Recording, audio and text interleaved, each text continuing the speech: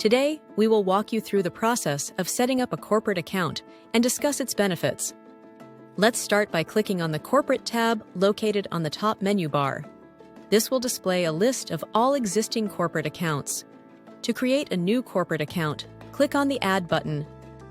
Corporate accounts are extremely beneficial for companies whose employees frequently travel for business purposes. Rather than manually managing data in Excel files, the Corporates feature can be utilized. This feature allows employees to request trips without making immediate payments. The taxi company will then generate an invoice on a weekly or monthly basis, which can be settled directly with the company. When creating a new corporate account, the admin must first enter the company's information, such as the company name, and the company's mobile number. This number can be used for various purposes, and alternate mobile numbers can also be stored. The identification ID serves as a unique identifier for the company. The company's address can also be entered here. Next, the admin will input additional information required to log into the corporate account. This includes the full name and login credentials. Lastly, the admin will enter the final details of the corporate account. The admin also has the option to configure certain settings. The first configuration is the Display Trip Price to Employees feature. If this feature is enabled, employees will be able to see the corporate pricing. However, if the company prefers to keep this information confidential, this feature can be disabled. The Booking Confirmation feature, when enabled, requires employees to schedule trips in advance and obtain confirmation from the corporate or authorized sites. The final configuration is the Reason for Booking feature. This feature requires employees to provide a reason for booking a trip.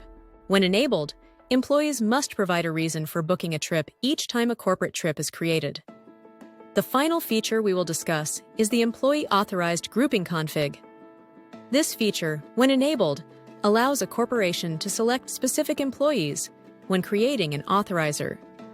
This is particularly useful for dividing employees by department or authority level. The authorizer can then only view the trips and employees assigned to them, which simplifies trip management as the system automatically filters the data. The last thing to note is the text information.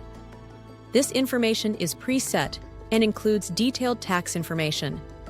Therefore, when a corporation generates an invoice, there is no need to remember tax details every time.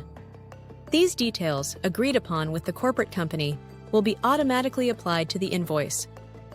By clicking the Submit button, the corporate account will be created, and an email containing the assigned password will be sent to the corporation. Let's now move on to the corporate detail. The details provided during registration will appear on the corporate detail screen. On the left side of the menu, there is a corporate pricing option.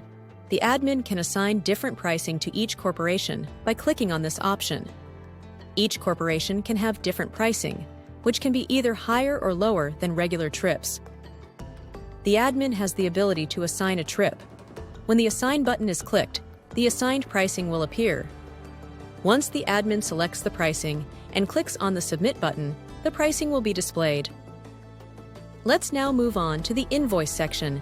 Here, we will see a list of invoices based on the corporate voice. By clicking on the Add Invoice button, administrators can create an invoice. They can select the base payment mode, which defines the specific payment methods available to the customer. Administrators can also set a due date, specifying when the payment must be made. When Select Item is clicked, a list of completed trips under the specific corporate account will appear.